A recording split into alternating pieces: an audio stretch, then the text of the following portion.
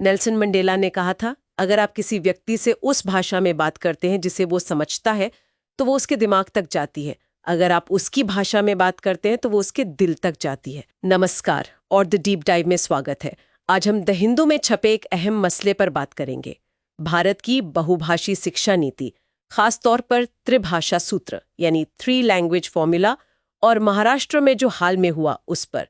ये चर्चा UPSC aspirants के लिए मेंस और प्रीलिम्स दोनों के लिहाज से बहुत जरूरी है और आम जानकारी के लिए भी। आज हम समझने की कोशिश करेंगे इस नीति की बारीकियों को, इसकी चुनौतियों को और एनईपी 2020 का क्या नजरिया है, वो भी महाराष्ट्र सरकार के उस हालिया फैसले के संदर्भ में। तो चलिए शुरू करते हैं। सबसे पहले बात करते हैं महाराष्ट्र सरकार के उस सरकारी संकल्प यानी जीआर की, जिसे पहले जारी किया गया और फिर वापस ले लिया गया। इसमें था कि मराठी और अंग्रेजी मीडियम स्कूलों में क्लास 1 से 5 तक हिंदी को तीसरी भाषा बनाना अनिवार्य होगा। हाँ, और ये कदम पहली नज़र में एनईपी 2020 जो बहुभाषावाद को बढ़ावा देने की बात करती है उसके जैसा ही लगा जी। लेकिन फिर इसे वापस लेना पड़ा। वजहें कई थीं, भाषाई पहचान का सवाल, कहीं ये सांस्कृतिक दबदबा न बन जाए, और फिर इसे लागू करने में प्रैक्टिकल दिक्कतें दी थी। अब इस पर सोचने के लिए अर्थशास्त्री डॉक्टर नरेंद्र जाधव की अध्यक्षता में कमेटी बनी है। अच्छा, तो ये जो त्रिभाषा नीति है, इसे लागू करने में असल चुनौतियां हैं क्या? खासकर स्कूलों के स्तर पर। देखिए, कई परतें हैं इसमें। पहली तो है शैक्षणिक चुनौती। ये बात सही है कि न्यूरोसाइंस रिसर्च कहती है कि छोटी उम्र में 2 से 8 साल में बच्चों का कई भाषाओं से परिचय होना फायदेमंद है। लेकिन इसका मतलब ये नहीं कि आप क्लास 1 से ही 3 भाषाएं औपचारिक तौर पर पढ़ाना शुरू कर दें। अच्छा। हाँ, असरदार तरीके से सीखने के लिए जरूरी है कि बच्चे पहले अपनी मातृभाषा में R1 में बुनियादी लिखना पढ़ना यानी लिटरेसी हासिल कर लें। अगर आप क्लास 1 से ही 3 भाषाएं शुरू कर देंगे तो हो सकता है कि उनकी जो मुख्य भाषा है उसी में पकड़ कमजोर रह जाए। ये तो बड़ा पेंच है। और आपने संघीय ढांचे की बात की थी, वो चिंताएं क्या है? बिल्कुल, दूसरी बड़ी चुनौती है संघीय। देखिए, शिक्षा जो है वो समवर्ती सूची कॉन्करेंट लिस्ट का विषय है। हाँ, यानी केंद्र और राज्य दोनों का अधिकार क्षेत्र। सही कहा।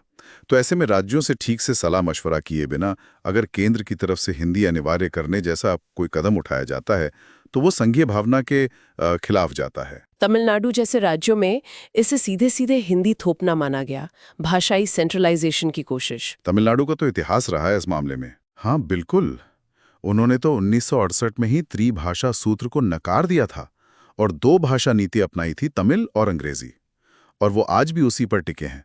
और याद होगा 2019 में एनईपी 2020 का जो ड्राफ्ट था उसमें से अनिवार्य हिंदी वाला प्रावधान तमिलनाडु के कड़े विरोध के बाद ही हटाया गया था।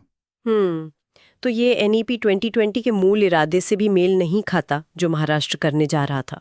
हाँ, कुछ हद तक एनईपी 2020 ज्यादा जोर शुरुआती सालों में मातृभाषा और एक और भाषा R2 पर देती है, न कि एक साथ 3 भाषाओं पर। और फिर दूसरी दिक्कतें भी हैं, जैसे सांस्कृतिक चिंताएं। कहीं अनिवार्य हिंदी से स्थानीय आदिवासी या अल्पसंख्यक भाषाएं पीछे न छूट जाएं। हाँ, ये डर तो रहता है। इसे कुछ लोगों ने बैकडोर से हिंदी थोपना भी कहा। और फिर प्रशासनिक मुद्दे भी हैं, जैसे क्या हमारे पास खासकर ग्रामीण स्कूलों में तीनों भाषाओं के लिए योग्य शिक्षक हैं? पाठ्यक्रम कैसे बनेगा? ये सब बड़े सवाल हैं। इन सब चुनौतियों को देखते हुए ये समझना और भी जरूरी हो जाता है कि नई शिक्षा नीति एनईपी 2020 खुद भाषा के बारे में क्या कहती है। क्या उसमें इन सब का कोई हल है? एनईपी 2020 सिफारिश करती है कि कम से कम ग्रेड 5 तक और अगर हो सके तो ग्रेड 8 या उससे आगे तक पढ़ाई का माध्यम मातृभाषा, स्थानीय या क्षेत्रीय भाषा हो। ये बाइलिंगुअल टीचिंग यानी द्विभाषी शिक्षण को भी बढ़ावा देती है। और जो दिलचस्प बात है, एनईपी 2020 का त्रिभाषा सूत्र 1968 वाली नीति से काफी अलग है, ज्यादा लचीला है। अच्छा, किस तरह से? ये साफ कहता है कि किसी भी राज्य पर कोई भाषा थोपी नहीं जाएगी। राज्य अपनी जरूरत और पसंद के हिसाब से भाषा चुन सकते हैं। इसमें तमिल, तेलुगु, कन्नड़ जैसी शास्त्रीय भाषाओं को भी शामिल करने को प्रोत्साहित किया गया है। और विदेशी भाषाओं का भी विकल्प है। हाँ, माध्यमिक स्तर पर कोरियाई, जापानी, फ्रेंच जैसी विदेशी भाषाएं सीखने का विकल्प भी है। सीबीएसई ने भी बदलाव किए हैं।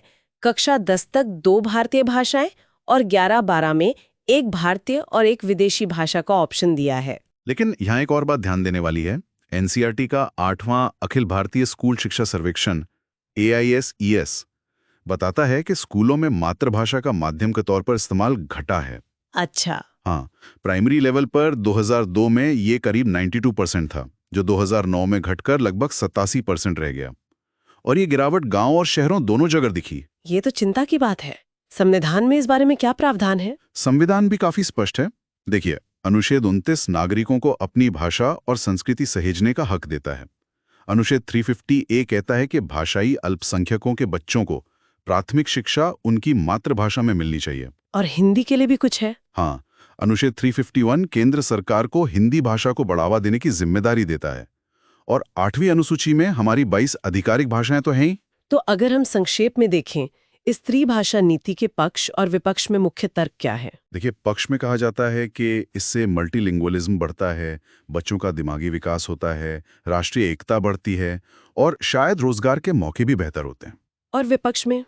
विपक्ष के तर्क हैं कि ये राजनीतिक रूप से बहुत संवेदनशील मुद्दा है। कुछ राज्य इसे हिंदी थोपना मानते हैं, छात्रों और स्कूलों पर बोझ बढ़ सकता है, और जैसा हमने बात की, इसे लागू करने में बहुत चुनौतियां हैं। तो फिर आगे का रास्ता क्या हो? एक ऐसी भाषा नीति जो समावेशी भी हो और असरदार भी, उसके लिए किन बातों का ध्यान रखना चाहिए? मेरे ख्याल से 4 मुख्य बातें हैं। पहला, संस्थागत तैयारी, मतलब सिर्फ भाषाएं जोड़ने पर फोकस ना हो, बल्कि बुनियादी साक्षरता, पढ़ाने की क्वालिटी और लर्निंग आउटकम पर ध्यान हो। दूसरा, संतुलित बहुभाषावाद। त्रिभाषा नीति का मतलब ये ना हो कि हर गैर हिंदी राज्य में हिंदी ही तीसरी भाषा हो, बल्कि आपसी भाईचारा बढ़े, जैसे उत्तर भारत के बच्चे दक्षिण या आदिवासी भाषाएं सीखें। ये दिलचस्प सुझाव है। वो सामाजिक न्याय के एक टूल की तरह देखा जाए। हर भारतीय भाषा एक एसेट है, बोझ नहीं। तो कुल मिलाकर आज की चर्चा से ये साफ है कि त्रिभाषा नीति एक काफी पेचीदा मसला है। इसमें शिक्षा, राजनीति, संस्कृति, प्रशासन सब कुछ जुड़ा है।